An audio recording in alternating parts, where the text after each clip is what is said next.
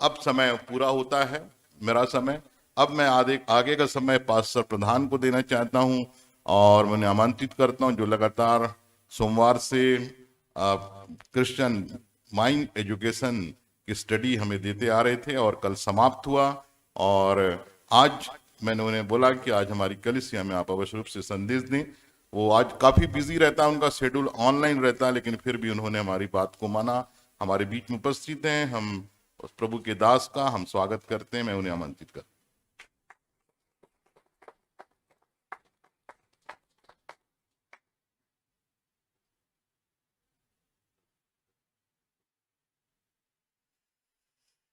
Praise the Lord, जय मसीह।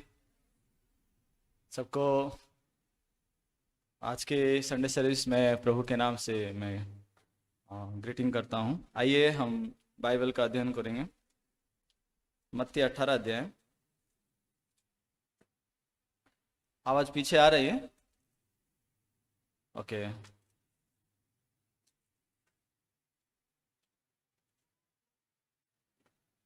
मत्ती 18 अध्याय 23 से हम पढ़ेंगे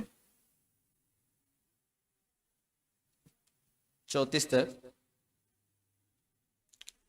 नया नियम का 31 पेज में मिलेगा। इसलिए स्वर्ग का राज्य उस राजा के समान है जिसने अपने दासों से लेखा लेना चाहा।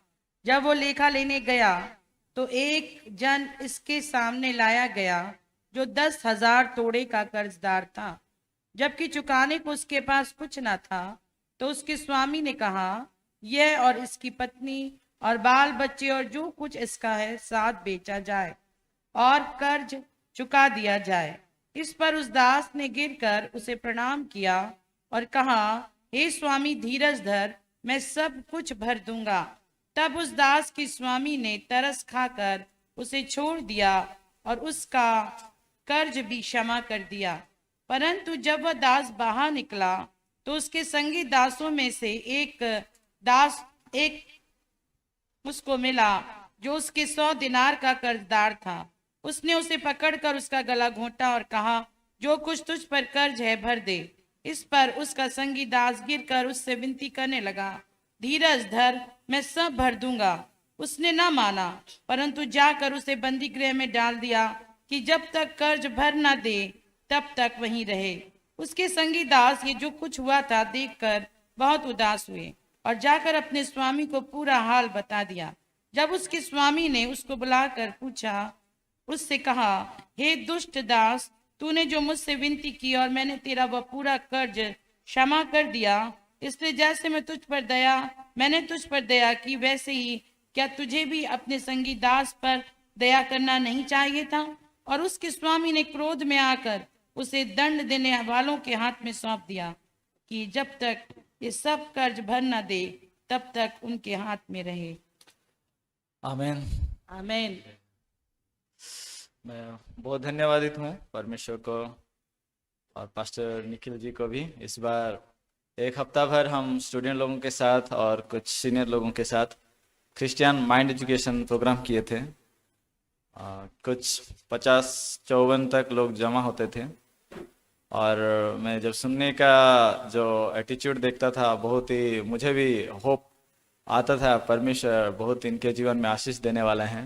हालेलुया। आमीन। आमीन। ये और विशेष करके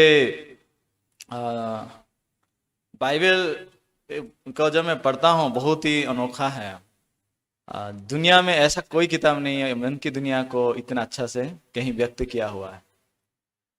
लूका 15 अध्याय का जो स्टोरी है 11 से 24 तक इतना शॉर्ट है, पर दुनिया के बहुत लिटरेचर जो डॉक्टर होते हैं, जो विद्वान होते हैं, वो लोग कहते हैं कि इतना छोटा कहानी और सारे जितने भी लिटरेचर में जो रस होते हैं सब भरे हुए हैं इसमें। दुख भी है और वहाँ पछतावा भी है और आनंद भी है, आशीष भी है। तो ऐसा कोई इतना शॉर्ट गहरी विचार को रखने वाला इंसान के पास इतना बुद्धि नहीं है। पर बाइबल में हम देखते हैं तो ऐसे छोटी छोटी कहानी के अंदर भी मन की दुनिया बहुत है। आज जो ये दृष्टांत हम पढ़े, यीशु मसीह ने ये दृष्टांत दिए थे 10,000 तोड़ा कर्जा लिया हुआ व्यक्ति के बारे में। बाइबल में कर्जा को पाप के साथ तुलना किया गया है, नीति वचन भी कहता है। तो कर्जा ये जो व्यक्ति लिया था 10,000 तोड़ा, मालिक के सामने जब उसका हिसाब मांगा गया, ये कर्जा चुकाने का लायक था क्या? पर जब मालिक उसको कर्जा मांगते हैं तो क्या बोला वो? धीरज धरी है, मैं सब चुका दूंगा। अगर इसको हम वास्तविक रूप से सोचेंगे, उसको अगर हम पूछेंगे तो कैसे कर्जा चुकाएगा, क्या जवाब रहेगा उसके पास? क्या अभी तू कर्जा चुकाने के पास काबिलियत है, शक्ति है? अगर तुझमें इतना ही शक्ति है, तू कर्जा चुका सकता है, तो कर्जेदार होके क्यों जी रहा है? और भी 10,000 तोड़े, एक तोड़ा मतलब 42 केजी सोना है, सही है? तो अगर आप 10,000 तोड़ा हिसाब कीजिएगा कितना होगा? किसके पास एक केजी सोना है क्या यहाँ कोई? कोई अगर सोने का दुकान बनाए भी होंगे यहाँ, कोई है जो गोल्ड बिजनेस करते हैं, सोने का अलंकार दुकान, गहनों का दुकान है? नहीं है। तो किसी के पास अगर होगा ऐसा गहनों का दुकान, उनके पास कितना केजी सोना होगा? 50 किलो होगा। बिलासपुर में जो सोना बिजनेस करते हैं सबसे धनी, उनके पास 50 किलो हो सकता है ना? पता नहीं, आइडिया नहीं है। पर अगर आप अंदाजा भी लगाएंगे, एक तोड़ा मतलब 42 केजी है, 100 तोड़ा मतलब 4,200 केजी ना। फिर अगर 10,000 तोड़ा हिसाब कीजिएगा कितना होगा? तकरीबन 70-80 ट्रक भर सोना। और उसका अगर कीमत को हिसाब लगाएंगे आज पे रेट पे, क्या रेट चल रहा है? 50,000। तो 10,000 तोड़े का कर्जा कितना होगा? तो मैं कभी कभी सोचता हूं कि बाइबल में यीशु जो बातें कहा है ना, कुछ कुछ अर्थ नहीं बनता इस प्रकार लगता है, पर ऐसी बातें जब यीशु कहा है तो बहुत से मन को प्रकट किए हैं। ये जहां जैसा है प्रैक्टिकली आप सोचिएगा, यहाँ कोई कर्जादार होगा, आप उससे अगर 50 लाख कर्जा हो गए ना, अगले बार आप 10,000 मांगने पर भी वो नहीं देगा।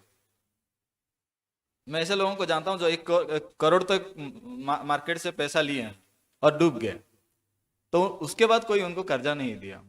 लेकिन एक व्यक्ति से नहीं लिए हैं, इसी से लेकर 1 करोड़ कर्जदार हो गए, उसके बाद उनको कोई कर्जा नहीं देता, डिफॉल्टर हो गए।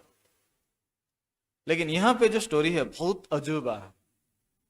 ये कर्जा लेने के लिए जाता है, मालिक को मांगा, वो कर्जा दिया, फिर और कुछ दिन के बाद वो जाता है, फिर कर्जा मांगा, कर्जा वो दिया। लेकिन 10,000 तोड़ा पैसा कैलकुलेटर में भी जगह नहीं बनता है जो हिसाब करेंगे आप, मतलब अनगिनत। इसलिए ये पाप के विषय में परमेश्वर यहाँ समझा रहे हैं। आप ये बात को समझ सकते हैं जब आप पढ़ेंगे तो। पर प्रॉब्लम यह है, ये जो मालिक जो कर्जा देने वाले हैं और माफ कर दिए, ये परमेश्वर है, और जो कर्जा लिया है वो मनुष्य है। आमीन। तो लेकिन प्रॉब्लम क्या हुआ है यहाँ, जब वो कर्जा चुकाने के लिए उसके पास कुछ भी नहीं रहा, ऐसा है ना, जब मालिक के पास उसको लिया गया, फिर वो कर्जा चुकाने के लिए उसके पास कुछ भी नहीं रहा, 25 में लिखा है ना, तो वो स्वामी से कहता है कि मालिक कहता है कि ये और उसकी पत्नी और बाल बच्चे और जो कुछ उसका है उसको बेचा जाए और कर्जा चुका दिया जाए। अगर ये सब बेचा जाएगा तो भी कर्जा चुकेगा क्या? पर मालिक ऐसा क्यों कहता है? कर्जा लेने के लिए? कभी भी नहीं। मालिक इसका मन को दिखाना चाहता है कि इसका मन किस नींव पे बना है। हम अनेक बार जब प्रभु के सामने व्यवस्था को जब पढ़ते हैं समझ नहीं पाते हैं। कई सारे लोग बोलते हैं क्रिया कर्म के बिना विश्वास मरा हुआ है, जैसा आत्मा के बिना शरीर मरा हुआ है। ये वचन है, याकूब 2 में लिखा है। इसलिए लोग कंफ्यूज होते हैं नहीं समझ पाकर कि इसका तात्पर्य क्या है। व्यवस्था की मांगे हैं कि उसको मानना है, पूरे रीति से मानना है, फिर भी लोगों का मन, ये घमंड टूटता नहीं हमें कुछ करना है, कैसे हम बिना कुछ की आशीष पाएंगे। परमेश्वर अनुग्रह ही से उधार दे रहे हैं, फिर भी नहीं, अनुग्रह उतना थोड़ा ना काफी है, हमें कुछ तो करना चाहिए। ये विचार है ना, शैतान एकदम रीढ़ को पूरा जैसा मजबूत कर देता है ना, इस प्रकार ये टूटता नहीं है आसानी से। इसलिए परमेश्वर ऐसा व्यवस्था दी है जो इंसान मान नहीं सकता। ये जो कल 20 का 25 वचन भी देखेंगे, हाँ ऐसा लिखा गया, जो आज्ञाएं तो उनके लिए अच्छा नहीं था, जो विधि उनके लिए उपकार के नहीं थे, ऐसे विधियां मैंने उनको दिया। क्यों? क्योंकि परमेश्वरी व्यवस्था के द्वारा लोगों को मारना चाहते, उनके जो अंदर जो घमंड है, जो झूठी चिंता है, उसको मारना चाहते। और जब एक इंसान ये चीज का आविष्कार करेगा, मुझसे नहीं हो पाएगा, वो सिर्फ और सिर्फ अनुग्रह पाने के लिए रहेगा। लूका 10 अध्याय में जो व्यवस्थापक यीशु को पूछ रहा था, अनंत जीवन वारिस होने के लिए मैं क्या करूं, यीशु ने कहा व्यवस्था में क्या लिखा है और तू कैसे पढ़ता है। 2 सवाल उन्होंने कहा था। क्या लिखा है सब लोग पढ़ते हैं जरूर, लेकिन कैसे पढ़ते हैं यहां पे सोचते नहीं। मैं मसीह परिवार से जन्म होने के कारण बचपन से जब चर्च जाता रहा, जब 10 आज्ञाएं सिखाई जाती थी तो मैं सोचता था वाह बहुत अच्छा नियम, चोरी नहीं करना है, अच्छी बात नहीं है, क्योंकि जितने चोर हैं कहां जाएंगे, नरक में जाएंगे। प्रकाशित वाक्य 21 अध्याय 8 वचन अगर आप पढ़ते हैं, जितने भी डरपोक, चोर, लोभी, पियक्कड़, गाने, ये 2 कुरिन्थी 1 कुरिन्थी 6 का 8, 9, 10 वो दोनों वचन में भी लिखा है, और प्रकाशित 21 का 8 में भी लिखा है। तो इसलिए मैं सोचता था ये 10 आज्ञा बहुत अच्छा है, मानना चाहिए, और मैंने मानने की कोशिश करता था। पर कुछ कुछ ऐसे समय बन जाते थे जब मैं वो नियम के सामने हार जाता था, नहीं कर पाता था। प्राइमरी स्कूल में जब हम पढ़ रहे थे, हमारे दोस्तों के साथ मिलकर हम आंगनवाड़ी से गुड़ चुराए थे, उससे, पर उस समय एक्चुअली कहा जाए तो हमारे दोस्त का टीम था, जो मेरा लीडर था, हमारा जो लीडर था, हम दूसरी क्लास या तीसरी क्लास में थे, जो लीडर था वो बड़ा था, 5वीं क्लास में था। तो वो प्लान बनाया सब, तुम बस इधर आना, कोई बाहर से आएगा तो मुझे हमें बता देना, हम वहां खड़े हैं, डर लग रहा है, फिर भी गुड़ चुराने के लिए एक क्यूरियोसिटी है, मजा आएगा करके हम गए। और बाद में दूसरे दिन जब आंगनवाड़ी खोला, वो देखा खाली है, बहुत खाली है, तो किसको डाउट करेगा, यहाँ कोई चोरी करने नहीं आएगा। हॉस्टल के बच्चे होंगे तो टीचर को कंप्लेन किया था, हेडमास्टर पता लगा के पकड़ लिए और बेंच से बहुत मार। तो उस समय डर लगा, चोरी करेंगे तो ऐसा मार खाएंगे करके। पर फिर भी संडे के दिन हमारा एक प्रोग्राम होता था, हम हॉस्टल में रहते थे। आजकल पता नहीं कैसा हॉस्टल सिस्टम है, लेकिन हमारे जमाने में हम लकड़ी लाने जाते थे, अपने खाना बनाने का जो हॉस्टल में बनाया जाता था। 40 बच्चे रहते थे हम हॉस्टल में, तो लकड़ी लाने जाते थे। और लकड़ी के समय संडे एक्चुअली एक खास दिन होता था हमारे लिए। बाकी दिनों में क्या, सुबह 10 बजे खाना है, फिर शाम को 8 बजे खाना, और लंच नहीं होता था, तो भूख लगता था। तो संडे के दिन हम क्या करते थे, इसलिए जाएंगे, लकड़ी कहाँ लाना है, एक बिही का फार्म था, उधर जाते थे। लकड़ी कम बिही ज्यादा, वो हमारा फार्म नहीं है ना, फिर भी हम लाते थे। तो कैसे लाते थे आप समझ रहे होंगे। फिर लेकिन उनमें से ना मेरे कुछ दोस्त लोग थे बहुत बदमाश, हो गया है, जो भी मतलब जितने भी अभी का पेड़ है सब तोड़ डाले रहेंगे, और कच्चा वो कस्सी वाला रहता है ना छोटे छोटे, उसको भी गिरा दिए रहेंगे। और हम कुछ टीम थे, हम जब जा रहे हैं, अरे ये कितना बदमाश बच्चे हैं, ये कस्सी वाला, ये कच्चा वाला भी क्यों तोड़ के गिरा रहे हैं भाई, इसको छोड़ देते, पक्का पक्का तोड़ लेते, और जब दूसरे संडे को आएंगे, इसको जो पका हुआ है उसको तोड़ेंगे। हम अच्छा चोर और बुरे चोर ऐसे थोड़ी ना है। लेकिन मेरे हृदय में इस प्रकार विचार के कारण मैं क्या सोचता था, वो बदमाश है, मैं अच्छा। लेकिन ये गलत फहमी था, मुझे बाइबल ऐसा नहीं कहता है। मैं इस प्रकार बढ़ता गया। प्राइमरी स्कूल में बहुत कंफ्यूजन में आ गया था मैं, और अनेक चर्चेस को, शिक्षा को सुन के सब लोग बोलते हैं मैं ये सही हूँ, वो गलत है। इस प्रकार हो गए, मैं व्यवस्था में उलझा हुआ था। कुछ लोग बोलते हैं व्यवस्था मानना चाहिए, कुछ लोग बोलते हैं नहीं मानना चाहिए। तो मैं भी कोशिश करता था।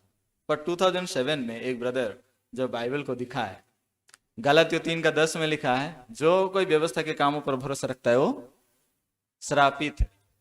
क्योंकि जो कोई व्यवस्था के लिखी हुई हर एक काम में स्थिर नहीं रहता वो श्रापित है। तो मानना चाहिए कि नहीं मानना चाहिए? ऐसा जवाब है, दिख रहा है क्या? गलातियों 3:10, जितने लोग व्यवस्था के कामों पर भरोसा रखते हैं वे सब श्रापित हैं। क्योंकि लिखा है, जो कोई व्यवस्था की पुस्तक में लिखी हुई सब बातों की करने में स्थिर नहीं रहता वो। इस बात को मैं जब पढ़ा, ऐसा कौन है? और गलातियों 5:4 अगर पढ़ेंगे चौंक जाएंगे। और तुम जितने लोग व्यवस्था के कामों से धर्मी ठहरना चाहते हो, क्या है? मसीह से अलग हो गए और अनुग्रह से वंचित हैं, मतलब कम पड़ गए। तो व्यवस्था के क्रियाक्रम से मान के आप मसीह के निकट हो रहे हैं या दूर हो रहे हैं? तो मेरा उस समय सोच एकदम हाईजैक हो गया और काम नहीं किया कि वचन में जब परमेश्वर इस प्रकार व्यवस्था के बारे में प्रभु कह रहे हैं कि व्यवस्था के द्वारा जो खड़े होना चाहते हैं वो अनुग्रह से दूर हो रहे हैं, और मैं किस रास्ते पे चल रहा हूं, तब मैं देखा सचमुच में मैं उल्टा दिशा पे चल रहा हूं। इसलिए इसने कहा था व्यवस्था में क्या लिखा है तू कैसे पढ़ता है? तो व्यवस्था दिए जाने का कुछ उद्देश्य है। उस बात को ना समझकर मैं जब ये क्रियाक्रम में लगे रह के कोशिश कर रहा था, तब वो मेरा मुंह को बंद कराने के लिए परमेश्वर इस प्रकार व्यवस्था दी। परमेश्वर मन को देखते हैं, है ना? इसलिए मैं बाहरी रूप से अच्छा ही कर रहा हूं, वो लोग चोरी कर रहे हैं, कच्चा बिही को भी तोड़ दे रहे हैं, और मैं चोरी कर रहा हूं बस पका हुआ बिही, इसलिए उनसे मैं बेहतर हूं क्या?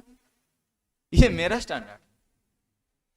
लेकिन उस समय जब ये बचने के सामने मैं खड़ा हुआ, मैं प्रभु के सामने, प्रभु मैं इतना दुष्ट इंसान हूं कि वचन जो सबको दुष्ट बोल रहा है, फिर भी मेरे हृदय में मैं दूसरों से मैं बेहतर हूं सोच रहा।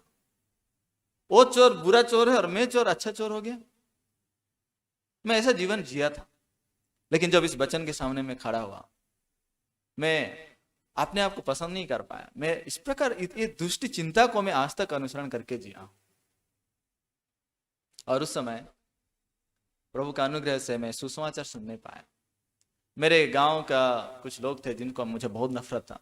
मैं जब 8th क्लास कंप्लीट हुआ, उसके बाद पता नहीं यहाँ छत्तीसगढ़ में भी कई सारे जगह अंधविश्वास की घटनाएं मैं सुन पा रहा हूँ। हमारे गांव में भी उस समय में बहुत ज्यादा अंधविश्वास की बातें होती थी। वो हैजा के कारण बच्चे मर जाते थे, अभी कोरोना के कारण बहुत लोग मर गए, है ना? ऐसा कुछ बीमारी हुआ था उस समय, तो अनेक बच्चे मरते थे। और किसी ने कह दिया कि मेरे माँ का नाम लेकर वो डायन बन के खा रही है बोल के। मैं ये पता नहीं था। तो इसलिए ना गांव वाले कुछ लोग थे, वो लीडर लोग आके हमारे घर को तोड़ना चाहते थे। मेरे पापा को बोले तुझे मार देंगे, तेरे बच्चों को अनाथ कर देंगे, इस टाइप का वो किए थे। वो मुझे पता नहीं था, मैं स्कूल में था, घर में चिट्ठी लिखता था, मनी ऑर्डर भेजिए मुझे छुट्टी आना है, पर मुश्किल से मनी ऑर्डर भेज दिए थे। और मैं जब गांव गया तब देखा कि बहुत टूटे हुए थे मेरे पापा, और उस समय बहुत सारा पीने लगे। और ये दर्द सहा नहीं जाता था। मैं पूछता था क्यों, बता नहीं रहे थे, क्योंकि मैं भी जवान था। पापा को लगता था कि मैं अगर इसको बताऊंगा ये गर्म में कुछ भी कर डालेगा, इसलिए वो बताते नहीं थे। लेकिन मेरा छोटे भाई को मैं पूछा तो वो सारे बातें बताए। तो मेरे हृदय में एक बड़ा क्रोध आ गया इन लोगों को प्रति। 2004-5 की बात है। तो इनको मैं कैसे भी करके, माफ कीजिए, उन लोगों को मैं मारूंगा करके सोच रहा था, हत्या करूंगा करके। तो इस प्रकार चिंता मेरे हृदय में डेवलप हुआ। तो 9th क्लास से मैं केमिस्ट्री फिजिक्स में ज्यादा इंटरेस्ट लगाने लगा। क्यों? केमिस्ट्री फिजिक्स में जितना बम बनाना है वो नॉलेज मिलेगा और कितने केमिकल से पॉइजन बना सकते हैं वो नॉलेज मिलेगा। तो उसके बारे में कोई पता नहीं चलेगा, है ना? और उस समय DD1 में डिटेक्टिव करण करके एक सीरियल आया करता था, कोई देखे हैं? तो मैं देखा करता था उसको। क्यों देखता था मैं? वहां केस स्टडी करता था, ये क्यों क्राइम किया, क्यों पकड़ाया गया, और कैसे करने से पकड़ा नहीं जाएगा। आज ये सूट बूट पहन के खड़ा हूं, इसलिए ऐसा मत सोचिए ये परमेश्वर है जो मुझे बदले हैं, नहीं तो आज कहाँ मैं जेल में होता पता नहीं। कभी कभी मैं शर्मिंदा महसूस करता हूँ कि मेरे जैसा इंसान को परमेश्वर कैसे इस्तेमाल कर रहा है। मैं बहुत आभारी हूँ कि उस समय इस प्रकार जब मेरे विचार चल रहे थे, मैं बस वही प्लानिंग करता था। संडे में एक अपराध करके एक पेज आता था फुल पेज क्राइम का स्टोरी, उसको भी मैं स्टडी करता था। और मेरा दिमाग बहुत क्रिटिकल चल रहा था उस समय। अगर कुछ नहीं होगा तो मैं नक्सलाइट लोगों के साथ मिलकर इनको भी खत्म कर डालूंगा, ऐसा सोच रहा था। तो ऐसा मेरा 8th class, 9th class, 10th, 11th, 12th तक गया। और 12th में भी मेरा अच्छा स्कोर आ गया, 60% आ गया, 61 की कुछ 65 ऐसा आया था, याद नहीं आ रहा है मैं अभी। पर उसके बाद मैं फिजिक्स लूँ या केमिस्ट्री लूँ ऑनर्स में, तो बीएससी में मैं केमिस्ट्री लिया, केमिस्ट्री में ज़्यादा मार्क था इसलिए। लेकिन फिजिक्स मेरा मेजर इलेक्टिव था। तो इस प्रकार हो के चल रहा था मेरा ग्रेजुएशन। और उस पहले बीएससी का फर्स्ट ईयर में मैं यीशु समाचार को सुना। जब ब्रदर उत्पत्ति 6 का 5 वचन दिखाएं, जरा दिखाएंगे उत्पत्ति 6 का 5। उसमें ऐसा लिखा हुआ है, यहोवा ने देखा कि यहोवा ने देखा कि मनुष्य की बुराई पृथ्वी पर बढ़ गई है और उनके मन के विचार में जो कुछ उत्पन्न होता है वह निरंतर बुरा ही होता है। ये वचन को जब उस दिन में पढ़ा, परमेश्वर की दृष्टि में सबसे बड़ा बुरा इंसान कौन?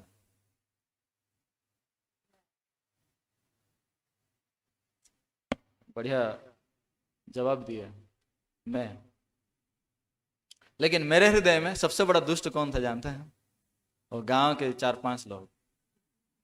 उनका हिट लिस्ट बनाया था, जैसा फिल्मों में होता है ना, तो मैं हिट लिस्ट बनाया था, इसको ऐसे मारूंगा, उसको ऐसे मारूंगा, ये कहाँ कहाँ काम करता है, मैं ऐसा कर रहा था। लेकिन ये वचन को जब मैं पढ़ा, प्रभु बोल रहे हैं कि उससे ज्यादा दुष्ट तू है। आमीन। मैं जब ये वचन को देखा, प्रभु के सामने सबसे बड़ा दुष्ट मैं हूं, लेकिन मेरे हृदय में मैं उनको दुष्ट बोल रहा हूं। और जब ये वचन को पढ़ा, मैं उस समय प्रभु के सामने और कुछ नहीं बोल पाया, मेरा मुंह बंद हो गया। और जाके तो फिर कैसे बचूंगा मैं? तो उस समय जब मैं सुसमाचार को सुना, केवल यीशु मसीह का देह के एक ही बार बलिदान चढ़ाए जाने के द्वारा हम सर्वदा के लिए सिद्ध कर दिए हैं, मैं उस समय बहुत आभारी हुआ परमेश्वर को। इतना बड़ा दुष्ट इंसान जो नरक जाने वाला था, उसको केवल यीशु मसीह के बलिदान के द्वारा परमेश्वर पवित्र और सिद्ध किए हैं। लेकिन मैं उस परमेश्वर का प्रेम और परमेश्वर का उस धार्मिकता को नहीं जानकर इन लोगों के प्रति इतना नफरत पाल रहा हूं मैं। तो मेरा मन बदल गया। और इसको, ये मन को फेंकने की मैं कोशिश भी नहीं किया। मैं उनको नफरत कर रहा हूं, नहीं ये गांव के लोग हैं, मुझे नफरत नहीं करना, ऐसा नहीं हुआ मेरा। जब ये वचन मेरे हृदय में आया कि मैं प्रभु के सामने सबसे बड़ा दुष्ट हूं, लेकिन बहुत बड़ा अनुग्रह प्रभु मुझे दिए हैं और मैं आज पाप क्षमा पाके मैं धर्मी बन गया हूं। इतना बड़ा दुष्ट इंसान को प्रभु नरक भेजने से बचाकर यीशु मसीह को मेरे बदले दंड दिया और मुझे बचाया। और ये मूल्यवान इस सुसमाचार को पाके मैं क्या कर रहा हूं, मेरा मन बदल गया। और मैं गांव जब गया था, वो 2007 साल में, मैं उन लोगों को मिला और बोला, अंकल आपको एक बात कहना है, मेरा दिल की बात कहना चाहता हूं। पहले उनको देखना भी पसंद नहीं करता था, लेकिन जब यीशु मसीह मेरे हृदय में आए, उनके पास जाके मैं अपना गवाही बताया, मैं किस किस प्रकार वचन सुना। और पता है मैं ये सब क्यों बता रहा हूँ? आपको याद है 2004 में क्या हुआ था? और उस घटना के कारण आप लोगों को मैं जरा सा भी पसंद नहीं करता था। बहुत बुरा फीलिंग्स था मेरा, और यहाँ तक कि कैसे मारूंगा सबको, मैं मेरे मन में ऐसा चिंता शैतान डाला हुआ था। परंतु आज मैंने यीशु का ये प्रेम पाया हूँ, और इस प्रेम के बिना मैं नरक जाता हूँ। और आप लोग भी पाप से उधर नहीं पाएंगे तो आप लोग भी नरक जाएंगे। इसलिए मैं आपको इस मसीह का, इस प्रेम के बारे में बताना चाहता हूँ। आपने बचपन में संडे स्कूल में हमें यीशु मसीह हमारे पाप के लिए मरा बोल के बता रहे हैं, लेकिन आपके मन में पाप है कि नहीं है? वो बोले हाँ पाप तो है। तो मसीह क्यों मरे? क्या विश्वास करते हैं? हम सब कोई अच्छे लोग नहीं है, हम दुष्ट लोग हैं, हमारे अंदर कोई अच्छा है नहीं। इसीलिए परमेश्वर जानते हुए हमें पापों से बचाने के लिए यीशु मसीह को क्रूस पे कुर्बान किया, और उसके बलिदान के द्वारा हमारे सारे पापों को धो दिए। तो इस प्रकार मैंने उनको सुसमाचार सुनाया तो बहुत चौंक गए और बोले बेटा हम कभी ऐसा नहीं सोचे थे, लेकिन तू जो बातें बताया ना, सच में हम इनकार नहीं कर सकते। प्रभु यीशु के बलिदान से हमारे सारे पाप धुल चुके हैं। उन्होंने भी विश्वास किया और मैं उसके बाद अनेक लोगों को सुसमाचार प्रचार किया हूँ, अनेक मेरे दोस्त लोगों को भी, पर बहुत से लोग बिछड़ गए। कुछ लोग मुझे भरमाया गया रही है बोले, क्योंकि मैं बोलता हूँ धर्मी हूँ, यीशु मसीह के उस लहू के द्वारा मैं धर्मी हूँ, ये बोलता हूँ, इसलिए उनके नजर में मैं भरमाने वाला हो गया। कुछ लोग मेरे से रिश्ता तोड़ दिए, दोस्त लोग।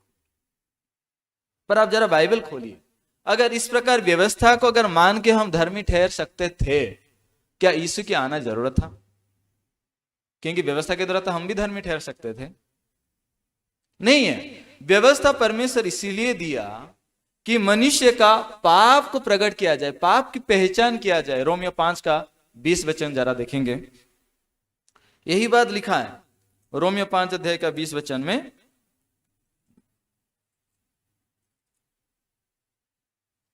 सॉरी, रोमियो 3:20, क्योंकि व्यवस्था के कामों से कोई प्राणी उसके सामने धर्मी नहीं ठहरेगा, इसलिए कि व्यवस्था के द्वारा पाप की पहचान होती है। तो व्यवस्था किस लिए दिया गया? पाप की पहचान के लिए। और रोमियो 5:20 भी देख लीजिए, वहां एक विशेष बात लिखा हुआ है, व्यवस्था बीच में आ गई कि अपराध बहुत हो, परंतु जहां पाप बहुत हुआ वहां अनुग्रह उससे भी कहीं अधिक हुआ।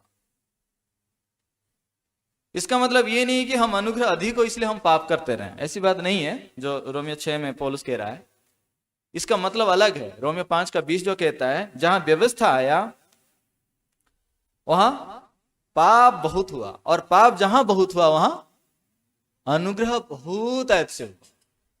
इसलिए व्यवस्था के बारे में जब हम समझते हैं, यह व्यवस्था आने के द्वारा हमें पाप करने को नहीं सिखा रहा है, वरन वो पाप को दिखा रहा है। मैं जब 2007 में वचन सुन रहा था, और जब ब्रदर प्रचार कर रहे थे, मुझे बोले आप चोरी किए हो? मैं बोला हाँ किया हूं। झूठ बोले हो? हाँ बोला हूं। व्यभिचार किए हो? तब मत्ती 5 का उन्होंने खोले और दिखाया, जो कोई अन्य स्त्री को कामना से देखे हो मन्य मनी व्यभिचार कर चुका है। अब तब मेरा मुंह बंद हो गया। व्यभिचार किए हो? हाँ। हत्या किए हो? नहीं, बस हत्या नहीं किया हूं। पर उसने फिर वही 5 अध्याय से दिखाया, जो कोई अपने भाई को मूर्ख कहता है वो भी हत्यारा है। पहला यूहन्ना 3:15 भी लिखा है, जो अपने भाई को मूर्ख बोलता है वो, सॉरी, जो अपने भाई से बैर रखता है वो हत्यारा है, और हत्यारों का स्वर्ग राज्य में मिरास नहीं। तो हत्या किए हो? ऐसे तो कितने लोगों का मैं हत्या किया, लेकिन मेरा मुंह में नहीं, मैं हत्या नहीं किया, नहीं मैं व्यभिचार नहीं किया। इस प्रकार मेरा हृदय बहुत ऊंचा था। पर जब इस व्यवस्था के सामने आया, पाप बहुत ऐसे प्रकट हुआ। और एक सवाल किए, मूर्ति पूजा करते हो? ये कैसी सवाल है? मैं क्रिश्चियन हूं, मैं क्यों मूर्ति पूजा करूं? आप लोग मूर्ति पूजा करते हैं? नो बोलेंगे, है ना। इफिसियों 5:5 पढ़ेंगे तो क्या लिखा है? जो कोई लालच करता है वो तो देव पूजक है। लालच नहीं करते ना, इसलिए बोल रहे हैं मूर्ति पूजा नहीं करते। तो मैं जब वो व्यवस्था के बारे में फिर देखा, अरे लालच करना मूर्ति पूजा, तो मैं फिर मूर्ति पूजक हो गया, है ना। लोभी देव पूजक है ना।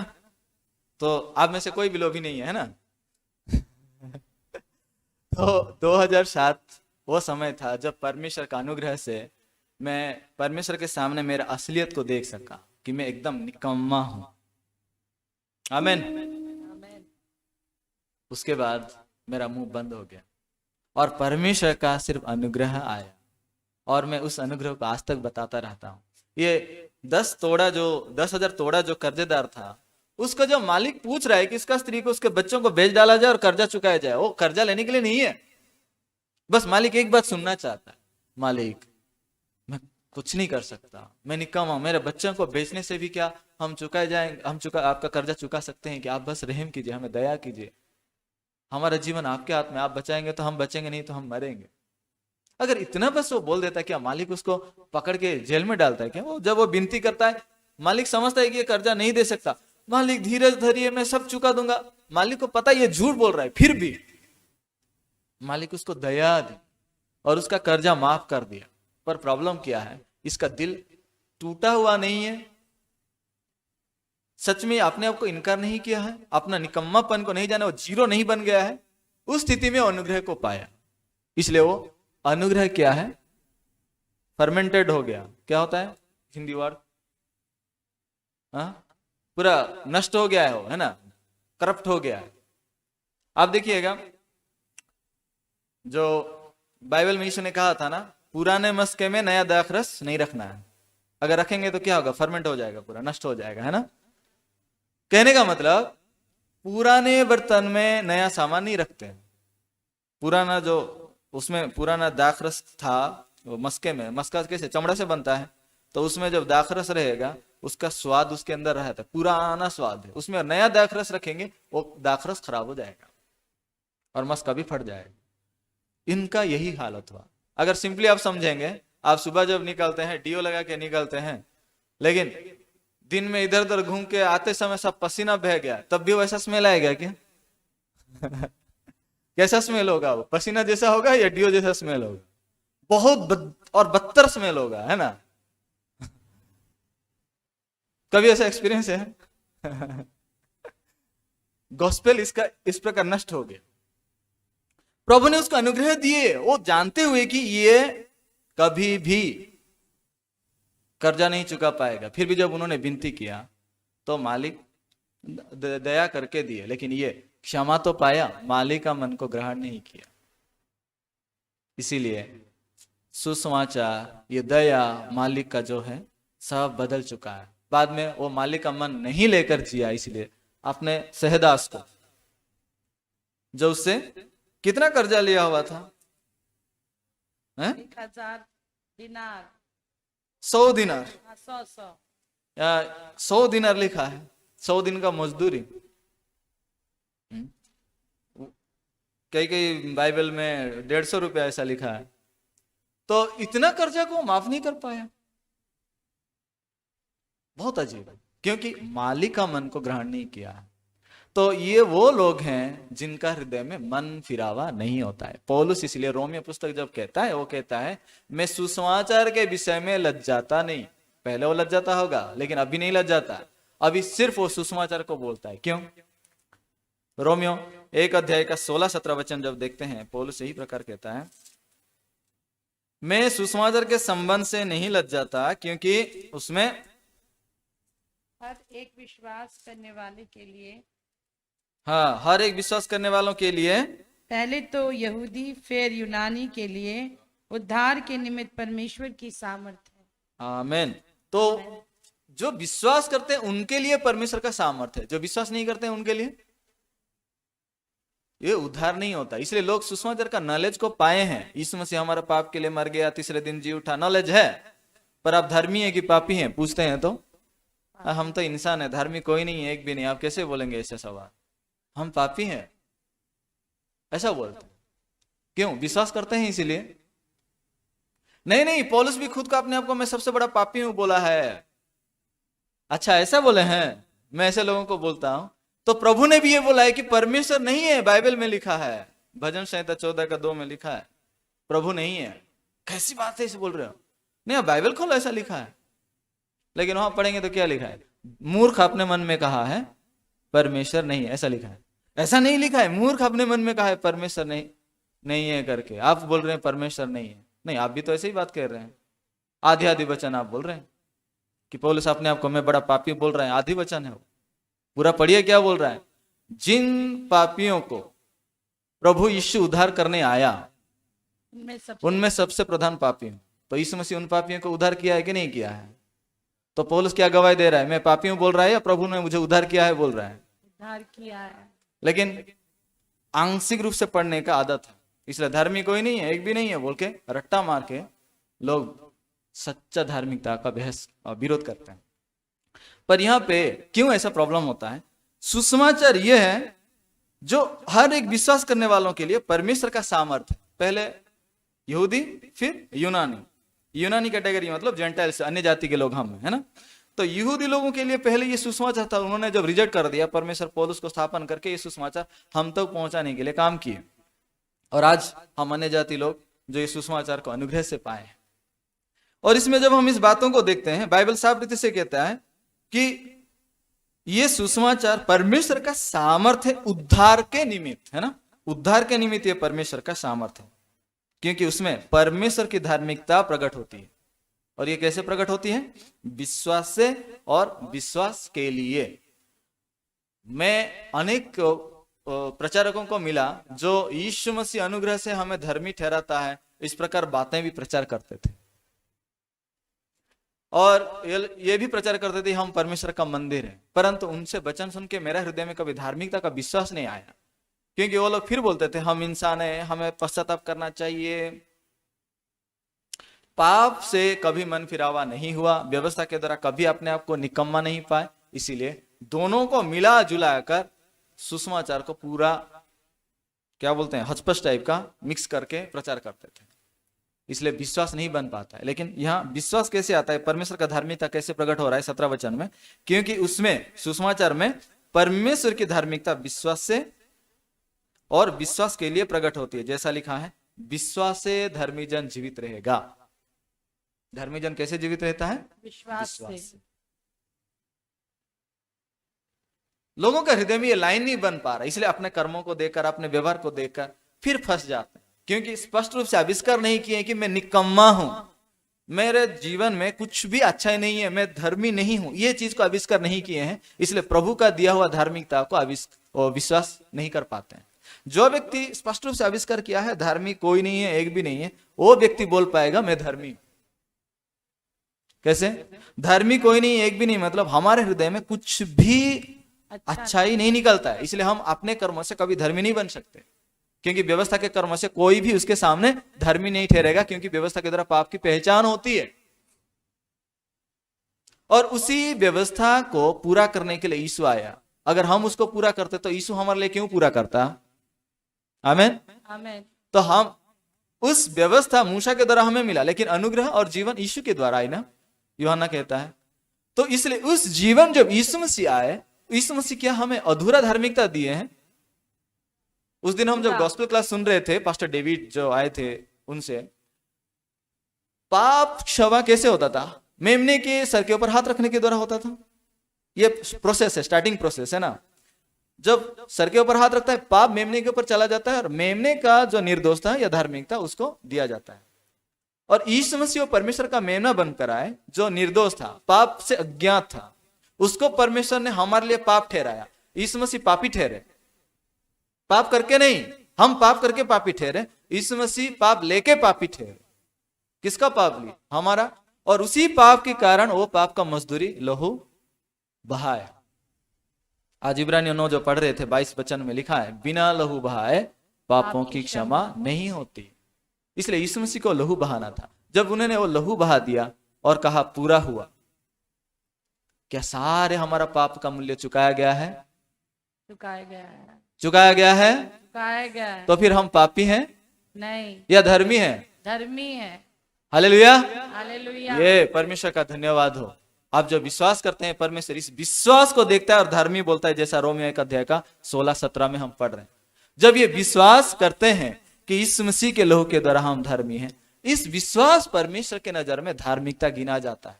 हालेलुया। आमीन। इस बात को विश्वास करने के लिए इंसान के हृदय में वो मन फिरावा होना जरूरी है। वो मन फिरावा क्या है? पछतावा और मन फिरावा बहुत अलग है।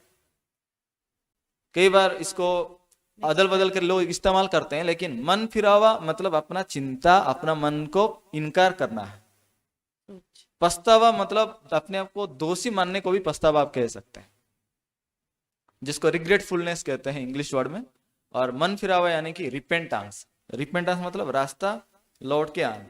ये मन फिरावा है, अपने मन से मैं फेर लिया, इसलिए अपने मन का अनुसरण अभी नहीं करूंगा, क्योंकि मेरे मन से जो विचार निकलता है वो निरंतर बुरा, इसलिए अभी मैं सिर्फ वचन क्या बोलता है उसको बोलूं।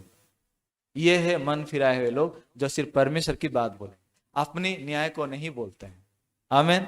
इसलिए जिस मापदंड को, जिस न्याय को परमेश्वर यीशु मसीह के द्वारा बदल दिए हैं, वो नई वाचा क्या कहता है उसको देखिए। आज सुबह मैं पास्टर पाक का जब प्रचार सुन रहा था, पास्टर एक बात बताए, इजराइल के राबी को मिले थे इस बार। जो 4 राबी हैं उनमें से 2 राबी को मिले थे। उनको एक को पूछे, आप आज्ञा को मानने के बारे में क्या सोचते हैं? 10 आज्ञा व्यवस्था को मानने के बारे में। उन्होंने कहा हमें जितना हो सके हमें मानना चाहिए। बोले फिर आप मान सकते हैं, आप मान पा रहे हैं? वो बोले नहीं, पूरे रीति से नहीं मान पा रहे, लेकिन जी जान से हमें मानने की कोशिश करना चाहिए। पास्टर बोले आप बहुत हठील है, जब आप मान नहीं पाते हैं फिर भी प्रभु से आप लड़ रहे हैं। फिर पास्टर उनको यिर्मयाह 31 का 31 से 34 तक लेके सुसमाचार प्रचार किए। वैसे इजरायली लोग नया नियम को नहीं मानते हैं ना, पास्टर पार के लिए कोई प्रॉब्लम नहीं, क्योंकि सुसमाचार पुराना नियम में भी है। इसलिए यिर्मयाह 31 का 31 से लेकर 34 तक प्रचार किए। परमेश्वर कहता है मैं इजराइल के घराने के साथ नई वाचा बांधूंगा। क्यों परमेश्वर नई वाचा बोले? अगर पुराना वाचा ही काफी है, वो सिद्ध होता, तो नई वाचा की क्यों जरूरत था? आज आप जब इब्रानियों 9 अध्याय पढ़ रहे थे, वहां 2 तंबू के बारे में पढ़ रहे थे ना, तो इसलिए अगर वो पुरानी वाचा के अनुसार जो तंबू है अगर सिद्ध होता, फिर नया तंबू में यीशु को जाने की जरूरत नहीं होता, जो स्वर्गीय तंबू है। आमीन। तो यीशु मसीह वो बलिदान को सिद्ध रूप से क्यों पूरा कर रहा है? क्योंकि ये सिद्ध नहीं कर रहा है। लोग बार बार वो बलिदान चढ़ाए कर भी अपने विवेक में सिद्ध नहीं हो रहे थे। तो इसलिए प्रभु ने कहा मैं नई वाचा स्थापन करूंगा, जो पुराने वाचा के जैसा नहीं होगा, जिसको तुम्हारे पुरखाओं ने मिस्र देश से निकलते वक्त तोड़ दिया था। उसको वो बोले थे हम नियम को मानेंगे, पर उन्होंने तोड़ डाला। इसलिए प्रभु ने उनको नई वाचा दिया। और नई वाचा क्या है? मैं उनके पापों को, उनके अधर्म के कामों को फिर कभी स्मरण नहीं करूंगा। और ऐसा करने के लिए यीशु मसीह का बलिदान होना जरूरी था, और उसको यीशु पूरा कर दिए हैं। इसलिए यह नई वाचा यीशु के लहू में स्थापित नया नियम है। हालेलुया। हालेलुया। और उस वाचा को परमेश्वर हमें नई वाचा को दिए हैं, और इस नई वाचा के द्वारा जीने को परमेश्वर दिए हैं। और पास्टर उनको एक सवाल किए थे निर्गमन 25 का 21-22 को लेकर, जिसमें लिखा है प्रभु ने मिला वाले तंबू में जो नियम सिंदूक दिए, उस नियम सिंदूक ने परमेश्वर कहा कि 10 आज्ञा की वाचा की ये पत्थरों को